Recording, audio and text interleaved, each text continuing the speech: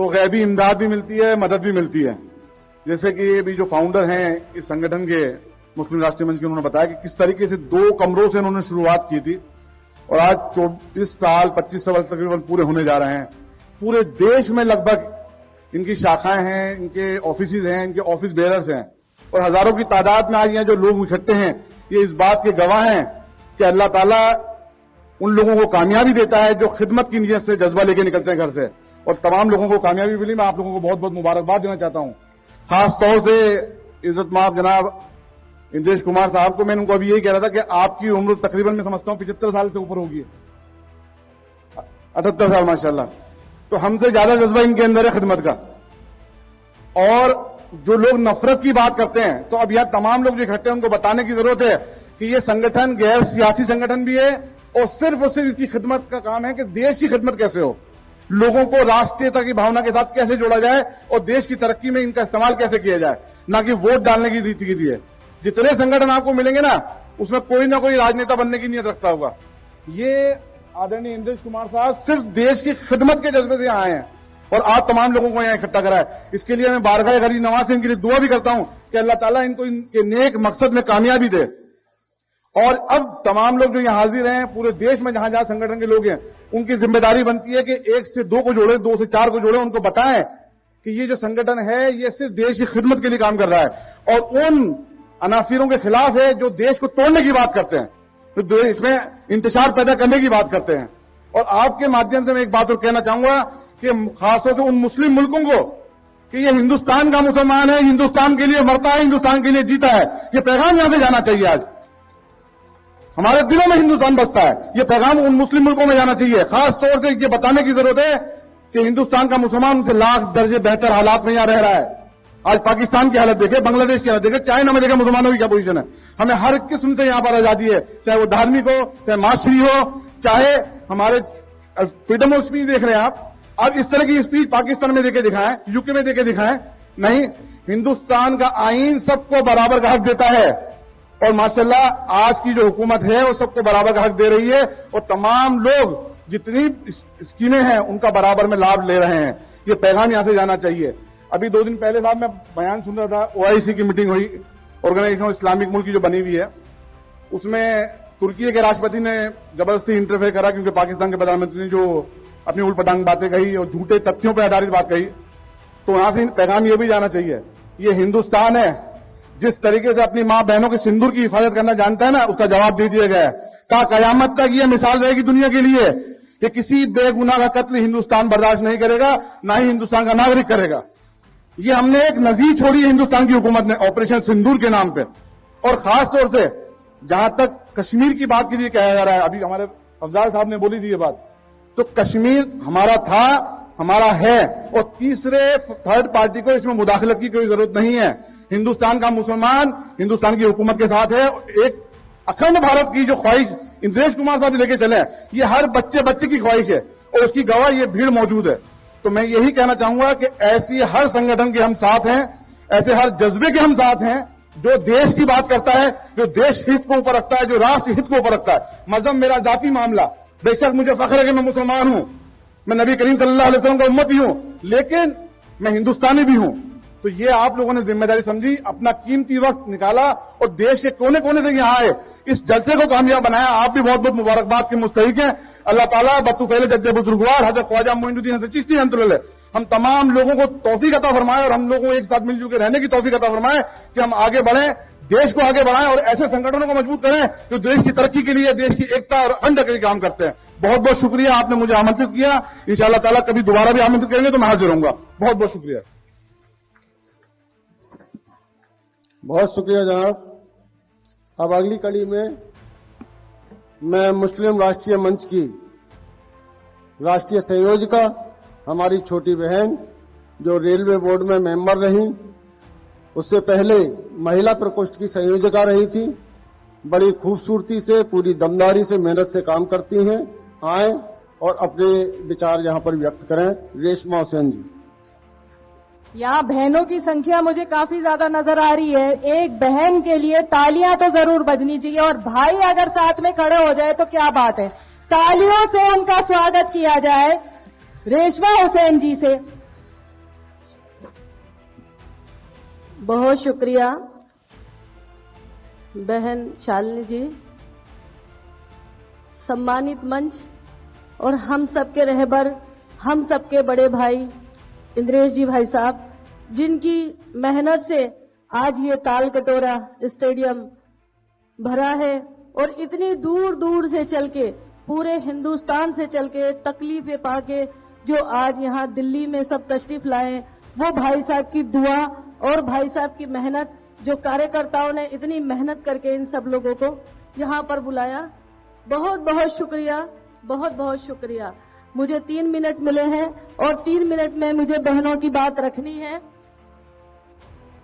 मैं ये कहना चाहूंगी कि हिंदुस्तान की जो बहनें हैं, हिंदुस्तान की जो महिला है, वो दुनिया में सबसे खुशनसीब महिला हैं, क्योंकि हिंदुस्तान में जितनी आजादी औरतों को मिलती है उतनी और कहीं नहीं मिलती। चाहे किसी भी अरब कंट्री में जाके देख लीजिए कि वहाँ की औरतों की हालत क्या है और यहाँ की औरतों की हालत क्या है। हम लोगों पर, हम मुस्लिम बहनों पर जो सालों से, जो सदियों से एक ट्रिपल तलाक का लानत हम पे लाद दी जाती थी, चाहे हम किसी की तरफ मुस्कुरा के देख लेते तो हमें तलाक दे दी जाती थी, चाहे हम खाने में नमक कम डाल देते थे तो हमें तलाक दे दी जाती थी। इस तलाक की मुहिम को माननीय इंद्रेश जी भाई साहब की राय से, सलाह से हम लोगों ने इस पे काम किया और 2015 में अजमेर में एक बहुत बड़ा मुस्लिम सम्मेलन, बहनों का सम्मेलन किया और वहाँ पहली बार खुलकर महिलाएं आगे आईं और ट्रिपल तलाक पर बोली कि वाकई में ही ये बहुत तकलीफदायक काम है और इससे हमें निजात मिलनी चाहिए। तो ये हमारे भाई साहब की ही सोच थी कि आज हम उससे मुक्त हो गए और आज हम ट्रिपल तलाक की लड़ाई जीत गए। तो मैं बहनों से कहना चाहूंगी कि तालियां बजाकर भाई साहब का शुक्रिया अदा करें कि आज हम इतनी आजादी की फील करते हैं कि हम बहनों को अब कोई नहीं निकाल सकता, कोई हमें घर से बाहर नहीं निकाल सकता। तो ये हमारे भाई साहब की ही मेहनत है कि आज हमने इतनी बड़ी लड़ाई, जिसको नामुमकिन समझा जाता था, वो हमने जीती। दूसरा, मैं ज्यादा वक्त नहीं है मेरे पास बोलने के लिए, लेकिन मैं चाहती बहुत कुछ थी, लेकिन जितना टाइम मिला उतना ही बोलूंगी। दूसरा, जो हमारे भाई साहब ने एक काम जो हमारे जरिए से शुरू कराया वो रक्षाबंधन था। ये रक्षाबंधन जो भाई बहन का प्यार था, जो हमारे हिंदुस्तानी तहजीब का एक त्योहार था, जो हमारे हिंदुस्तान का एक त्योहार था, इसका धर्म से कोई लेना देना नहीं था, ये भाई बहन की मोहब्बत का त्योहार था। उस त्योहार की शुरुआत हमने जयपुर से की। आज यहाँ राजस्थान की बहुत सारी महिलाएं बैठी हैं जो उस पहले कार्यक्रम में, उस पहले पवित्र त्योहार में शामिल हुई थी। वो उस कार्यक्रम की गवाह है कि माननीय इंद्रेश जी भाई साहब उसमें शामिल हुए थे।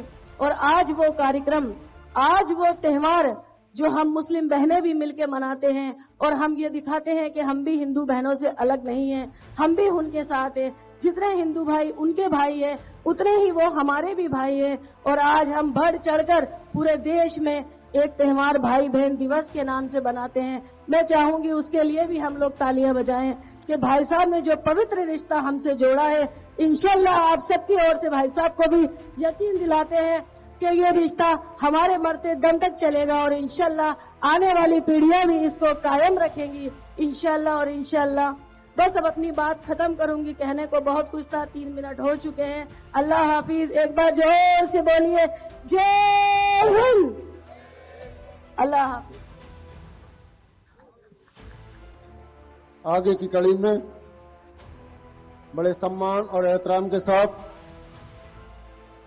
शिया धर्मगुरु मौलाना कौकब मुश्तफा साहब, मैं गुजारिश करूंगा आए और अपने विचारों से हमें अवगत कराएं। मौलाना कौकब मुश्तफा साहब।